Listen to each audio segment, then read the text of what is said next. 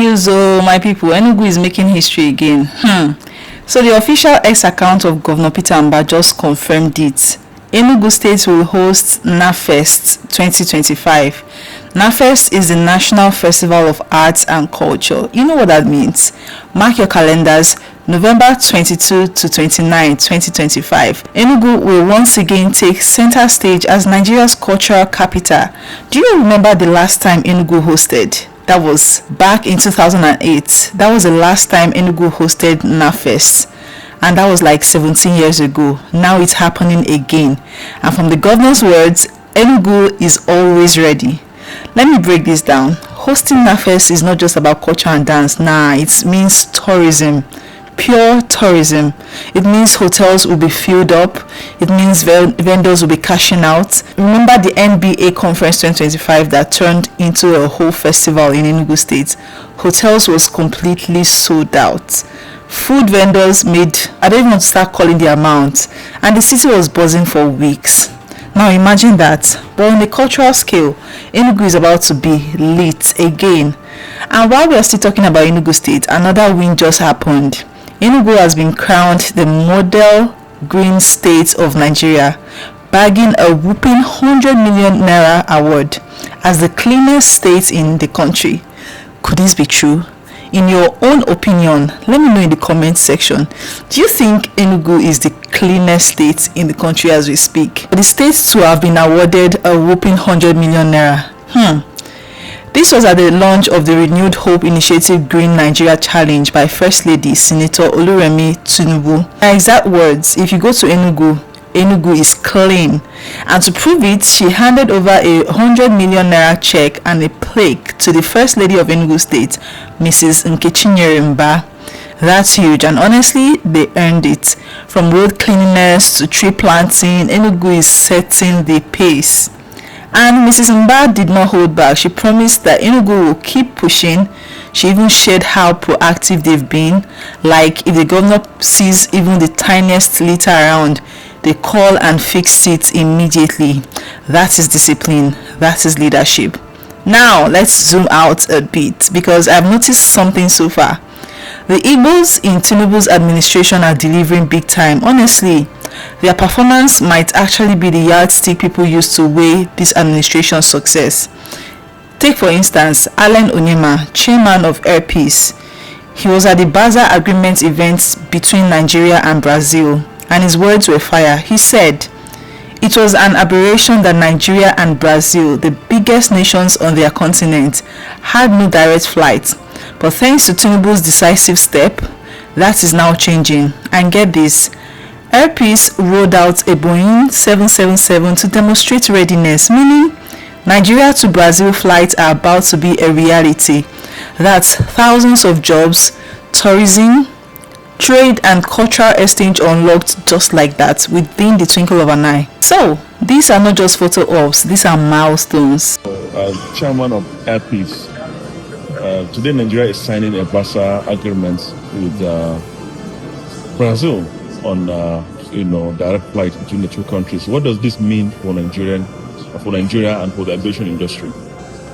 Well, first of all, for the aviation industry, you have to thank Mr. President, President Ahmed Tinubu, for his shuttles have proven to be very, very advantageous to the Nigerian nation. This is one of those shuttles, trying to create a Nigeria for the future, whereby some of these agreements are reached and signed for the benefit and the advantage of our nation, Nigeria. So, Brazil is the biggest economy in South America. Nigeria is the biggest economy, biggest population in the whole of Africa. In fact, the population of Nigeria is greater than some little continents.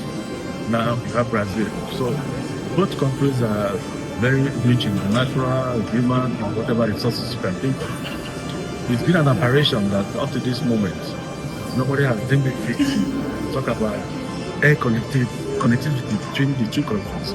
This is the only thing that can open both countries up to each other. So we thank Mr. President. It means a lot for both countries. It means a lot for us Nigerians. It means a lot for us in the aviation sector, because this is the capacity we are looking for. When we have opportunities like this, we embrace those opportunities for the benefit of our people. more jobs are going to be created out of what is happening here today. Thousands of jobs are going to be created, thousands of opportunities are going to be created between both countries. Therefore, we are very thankful to Mr. President for making this happen today. And like you know, APC is ready. We already came here with a 777 to showcase our readiness to honor the request of Mr. President that APC takes over this particular route and make it happen. Breaking news, my people. Governor Alex Otti again is moving to transform the historic Ojukwu bunker and war museum in Umuahia into a world-class tourism hub. Hey, honestly, I can't wait to visit. The kind of leadership the Abia deserve. Best governor, no cap. Let's not forget, during the Civil War, the Igbos were nothing short of genius. They designed and built rockets, bombs, telecommunication gadgets, even maintained a modular crude oil refinery. Think about it. The Ojukwu bunker, a 27-feet underground bomb shelter built in just 90 days.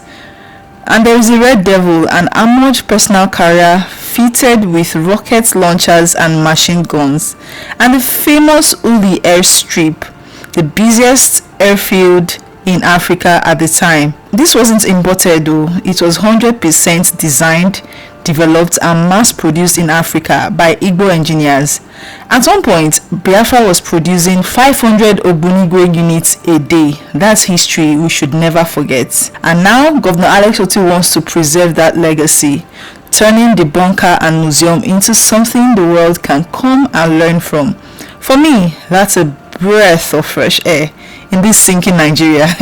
Honestly, Peter Obi made no mistake backing him during the elections. Just look at the results, as in vision plus competence equals transformation.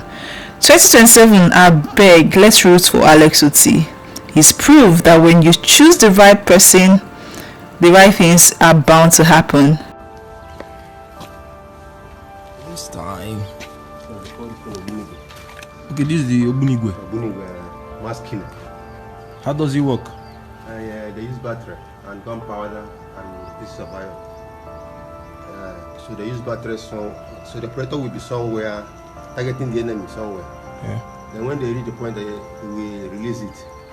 They will touch the battery. So they wire to the battery. Okay. Huh?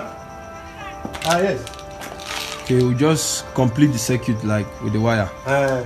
So it will move from there, go land to the enemy's post, okay, and kill a lot of them.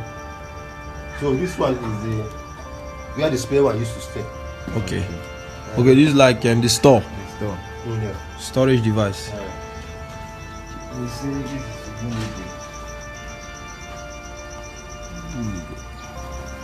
so it's very, very powerful, and it was invented by us, our engineers, RAP. RAP is our engineer. Reproduction unit at Omudike. So they just invented this later when the war was tough. So they invented it. So they used it to operate in many places. So after the war, they abandoned it somewhere, and the operators they took to their hill and go to just to save their life now. Okay. So later after the war, they carried this thing, all these things to Kaduna. All these rallies. Okay, they seized all of them. They seized all of them. They picked them from where they surrendered them. Yeah. Then carried them to Kaduna, where they assemble all of them.